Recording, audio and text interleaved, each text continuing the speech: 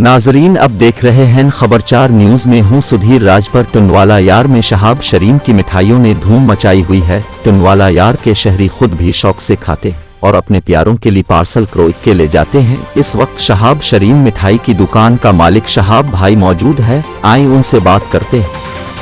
इनकी सौगात है, मिठाई को लोग सिंध वाले लोग बहुत अहमियत देते हैं, बहुत शौक से मेहमान वगैरह को खिलाते हैं।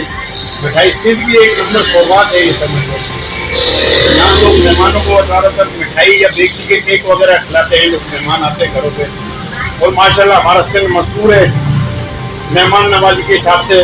सिंध की शकात पूरी दुनिया में मशहूर है।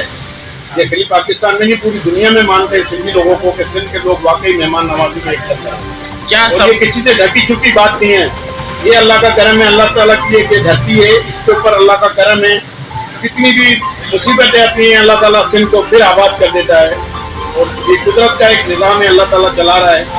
क्या ऐसी खासियत है जो आपकी मिठाई प्यारों को तोहफे के तौर पर देते हैं लोग? बहुत पुराना सा हमारा कारोबार है, 30-40 साल से 50 साल से इसको करते हुए आ रहे हैं। हमारी मीरपुर फातिमा की दुकानें हैं, यहाँ की छोटी हुई दुकान, अच्छी चीज बनाते हैं, इस वजह से लोग पसंद करते हैं। बस क्या पैगाम देना चाहेंगे? हम आपको पैगाम देना चाहते हैं, जहाँ की भी चीज अच्छी हो वहाँ से लेके खाया करें। ये मेरा पैगाम है। अगर किसी की लस्सी अच्छी हो तो वहाँ से लस्सी पियो, किसी के पकौड़े अच्छे हैं तो उससे पकौड़े खाओ, जिसकी जो चीज अच्छी है ना उससे वो लेके खाओ। ठीक।